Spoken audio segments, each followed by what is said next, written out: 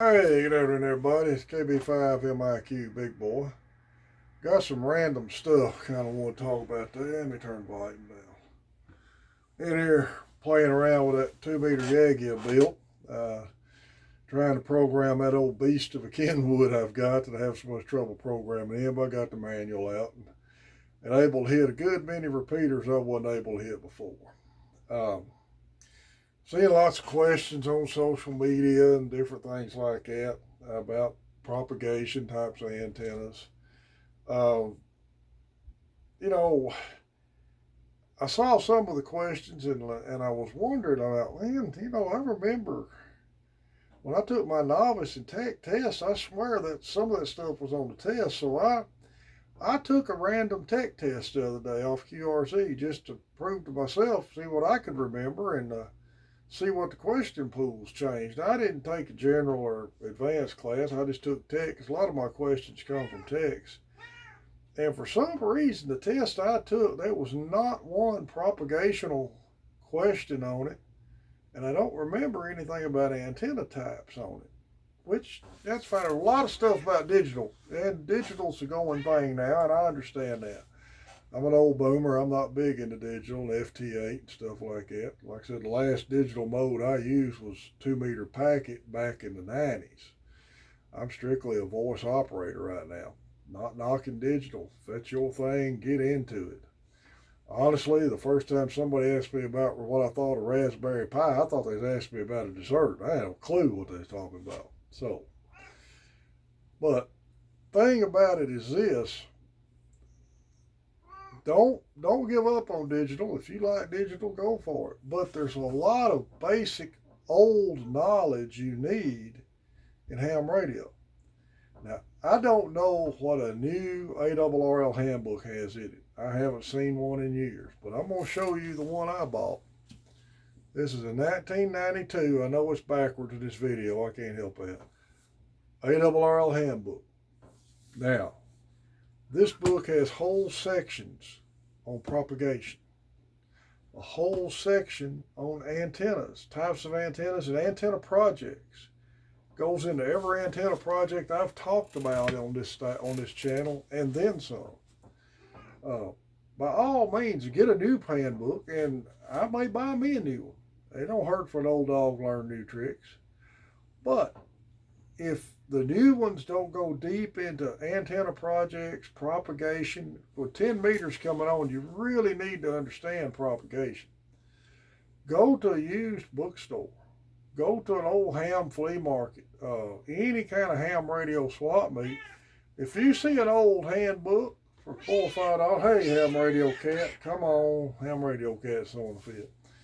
If you see an old handbook for $4 or $5, get one. I promise you it'll be a good investment. I promise you. There is all kinds of antenna projects and propagational information in there that is still valid today. Come on, what? Dadgum cat. That's throwing a fit on me over here. Hey, ham radio cat. Aaron, number one fan. Well, there he goes. He's been a little contrary today. Uh, Especially with 10 meters coming on. And we're getting a lot of texts checking in with us on our nightly roundtable, and man, we are tickled to death with it. That's great. That's great that we're getting these texts checking in with us on this channel, on our roundtable.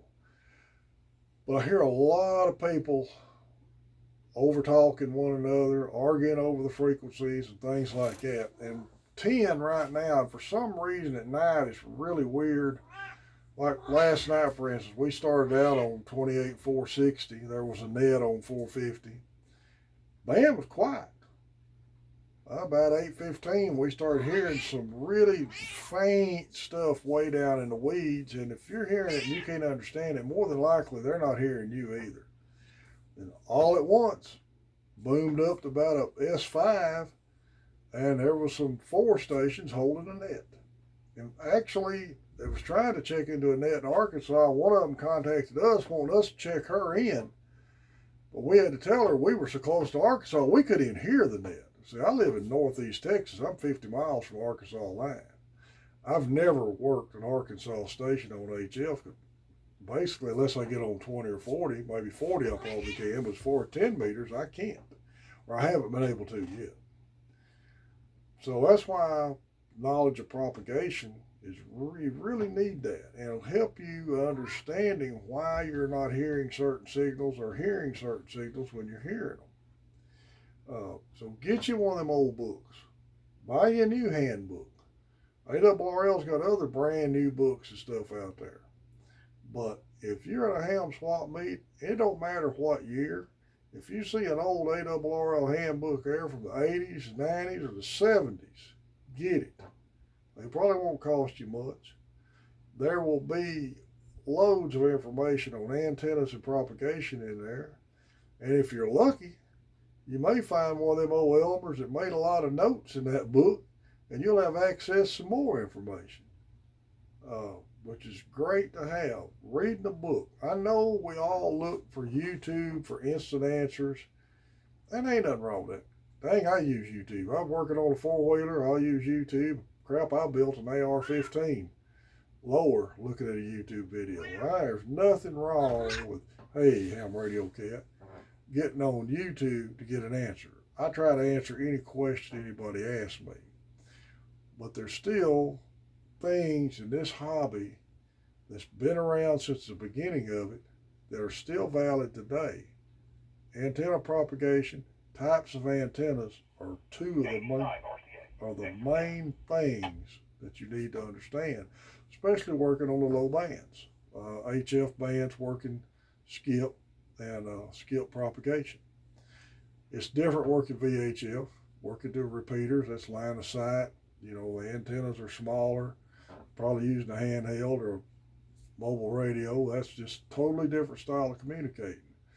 But to be effective working skip transmissions to where you can work foreign countries, you really need to understand how antennas propagate, how the propagation radio frequencies propagate, times a day, type of band you're on, and the type of antennas you're using. Like we've said before, W5DLX, W5HKV, and myself, we're all within a 35-mile radius. Both of those guys are running 10-meter dipoles, homemade dipoles. I'm running a 2-element Moxon Yagi up about 45 feet. Anytime anybody checks in with us, they always say, I'm the loudest of anybody. And it's because I'm using a gain antenna. It's got more directivity and more gain, and more directivity to get my signal in one direction than a dipole does. Not knocking dipoles. Used them for years. Worked Japan on a homemade 10-meter dipole, a 25-watt Ranger radio. Well, I was working good propagation and understood at the time how the band was propagating. That's very, very important in being a successful HF operator. So, get you some old books. Buy you some of these new books. I'm going to look at a new ARRL handbook. I'm going to see what else got in it, because if a lot of digital stuff I don't understand, it might help me be able to answer some questions on that later. But by all means, if you run into one of these old ARRL handbooks from 90s, 80s, 70s, even the 60s, get it. Because the antenna principles and the propagation principles don't change. And that's very important information you need to have. Get a lot of questions where people are trying to catch us on our round table. And we hope that everybody can. Some nights the band's dead. Some nights we have half a dozen check-ins. And a lot of those guys are techs checking in with us, which is great. Glad to see techs getting on 10 meters. But we have noticed we've got some nets that are on 28-450 and sometimes on 460. Now, the FCC rules, if you own the frequency first, it's your frequency. You don't have to give it up. I've seen guys argue over that. People calling there that's going to run a net telling somebody to get off of it because they got rights to run their net. That ain't the way that works. However, in our particular case, we're going to be courteous and support the hobby with anybody. We're going to move, and we usually move up. And I'm going to tell everybody right now, we go to 28-460, 28-470, 28-480. If you get to looking for our nightly roundtable, Mondays, Tuesdays, Thursdays, Friday nights. And we're not on 450. Just go up 10 at a time till you find us. Because we're going to stay in novice tech portion of 10 meters because we like to see these techs check in with us. Honestly, if we didn't really want to be bothered, all we'd have to do, where all three of us are general or better, we could just go up above 28.5, and I guarantee you nobody'd ever be up there. Very rarely do I make a contact above 28.5.